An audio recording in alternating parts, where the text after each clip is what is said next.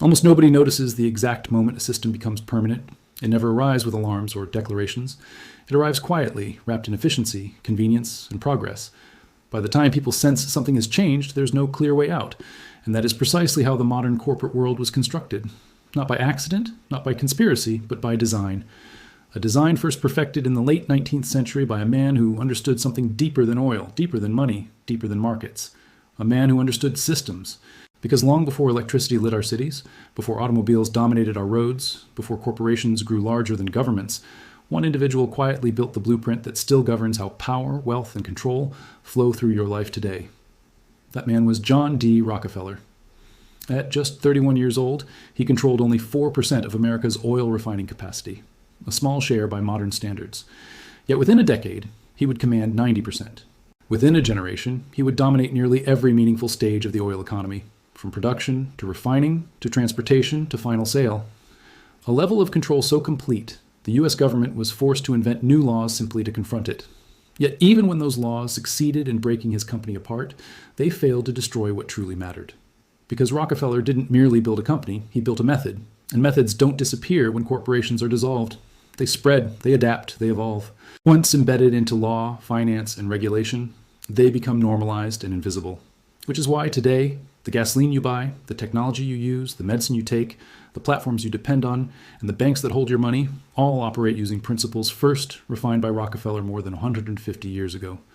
These principles were so effective that every dominant corporation since has copied them. Because Rockefeller understood something most people still struggle to accept. Competition is not the natural end state of capitalism. Consolidation is. And if you control the supply chain, eliminate rivals, shape regulation, and secure legitimacy through philanthropy, you don't need to fight markets. You become the market.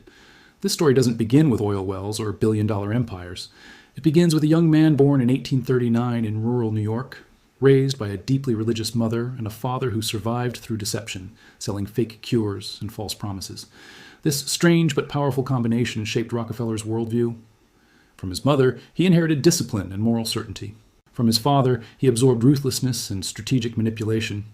Unlike later caricatures of greed, Rockefeller genuinely believed his actions were righteous, that chaos was sinful, that disorder was waste, and that consolidation was moral improvement. To him, efficiency was a form of virtue, a belief that guided every decision he made. So, when oil was discovered in Pennsylvania in 1859 and a chaotic rush followed, Rockefeller saw what others missed.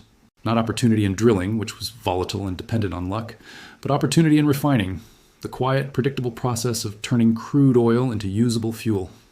Because refining could be standardized, scaled, and controlled. While others gambled on wells, Rockefeller built refineries not to get rich quickly, but to gain control. Because control didn't come from selling oil.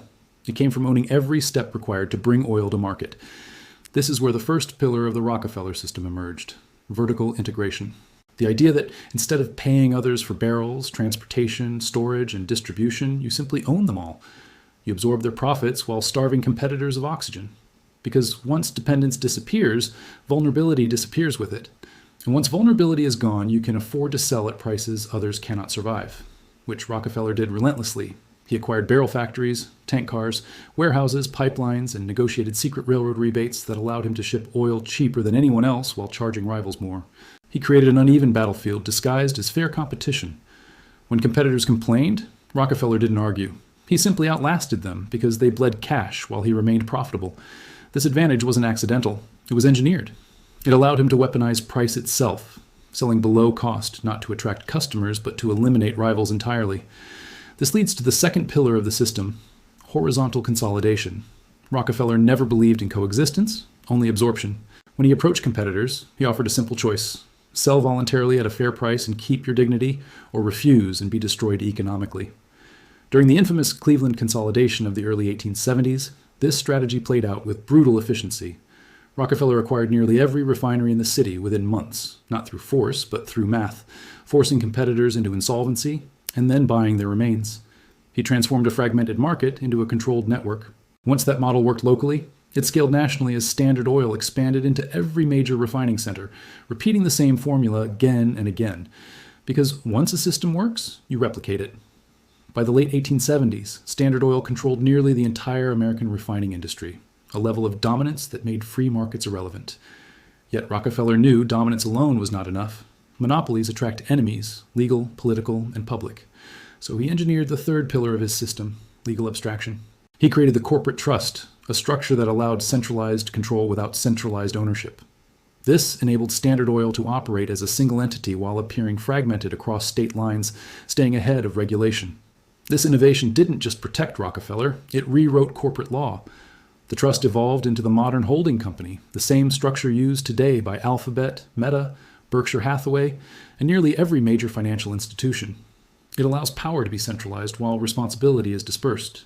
When public outrage finally forced government action and the Supreme Court ordered Standard Oil broken apart in 1911, many believed this was justice served.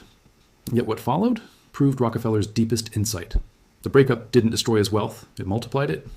His ownership stakes in the newly independent companies surged in value, revealing a truth that remains today. Breaking a monopoly into dominant regional players doesn't restore competition, it reorganizes control. Over time, those fragments reconsolidate, which is exactly what happened as the descendants of Standard Oil merged back into today's energy giants. Rockefeller's method spread far beyond oil into banking, pharmaceuticals, retail, technology, and media. Because the system was never about oil, it was about structure. And structure is transferable.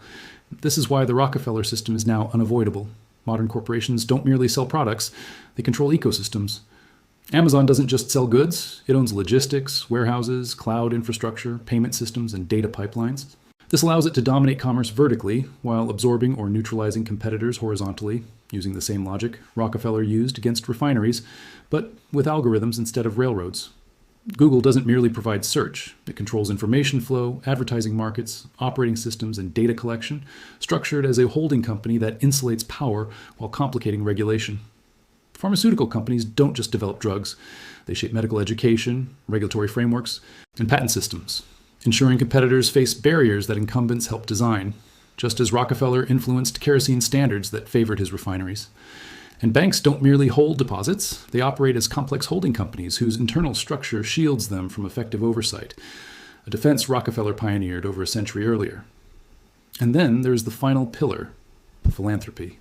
When Rockefeller founded his charitable institutions, he didn't simply give money away. He redirected influence. He shaped education, medicine, and public health while avoiding taxes and rehabilitating his image. He created a model now followed by every modern billionaire, where foundations become tools of policy influence and narrative control, allowing wealth to shape society long after it is supposedly donated. This isn't hidden history. It's documented and institutionalized, yet rarely discussed as a system, because systems are hardest to see from the inside. And that is the true genius of Rockefeller's legacy. It feels inevitable because it delivers real benefits, cheaper products, faster services, technological advancement, and efficiency. And that is why it persists, not because it's evil, but because it works. Yet its efficiency comes with a cost, and that cost is concentration, as wealth flows upward while choice becomes an illusion, as industries collapse into a handful of dominant players who set terms rather than compete. Escape is nearly impossible because participation is mandatory. You need energy, technology, healthcare, banking, and logistics to function in modern society. All of them operate on Rockefeller's blueprint, meaning every transaction reinforces the system whether you approve of it or not. This reframes the question entirely. The issue isn't whether Rockefeller was good or bad, but whether systems, once created, can ever be undone. History suggests they cannot, only reorganized and expanded. This leaves individuals with three choices: ignore the system, resist it at personal cost, or understand it and position yourself accordingly. Because Rockefeller himself didn't merely sell oil, he owned the system that sold oil. And those who prosper most today are not those who consume efficiently, but those who own the mechanisms of extraction.